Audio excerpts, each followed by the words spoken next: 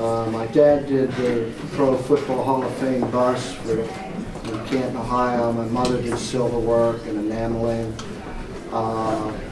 And when I was little, I didn't have much interest in it at all, like most kids. But then, as time went on, I went through a couple careers. It just hit me, and I started to do metal sculpture. In those days, we referred to it as junk art. And I would go to the junkyard and get iron and steel, and taught myself how to braze and how to weld and how to paint and everything that I needed to do to make what I wanted. Then I went from heavy metal is what it was, iron and steel, and kicked it up to aluminum and stainless steel because you could do more with it, put prettier finishes on it, and make more sophisticated work than what the junk art was. Your paintings, are these paintings that come to be while you're painting them, or are they already planned out paintings?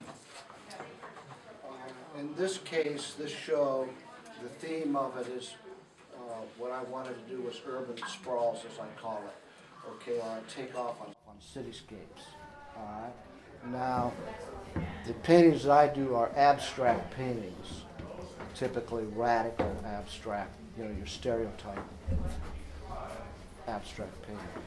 But if I'm going to do cityscape type thing, I want it to be as unrecognizable as possible. You know, leaning more towards abstract expressionism, washing the buildings together, and all that. Does that answer what you wanted? Now, I love doing these things. I think this is going to be a keeper. I really like doing this. Rather than a big official gallery, you know, like in the short north, a lot of smaller ones that are in remote little places all around, okay, which is really cool. Gives artists a chance to show their work that I didn't have when I started. When I started, of course, it was before internet, it was before laptops, before Facebook, anything like that. So we actually I had, you know, the portfolio with the photographs in it. And I would go around, you know, heck, I went to New York, I went to Chicago, of course, all over Columbus. Nobody would have me because I wasn't a known name. And galleries want, that's me, and galleries want known names that will sell, that their work will sell immediately because they have a following, all right? So I started my own gallery, said the heck with them, and just did it myself. All I needed was the floor because I was doing sculpture.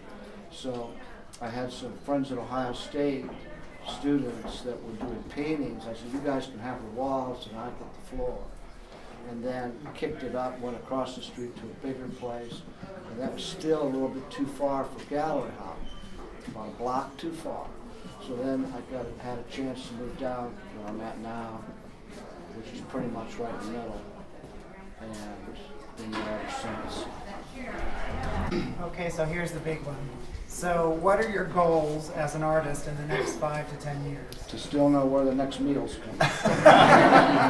Did you hear that, class?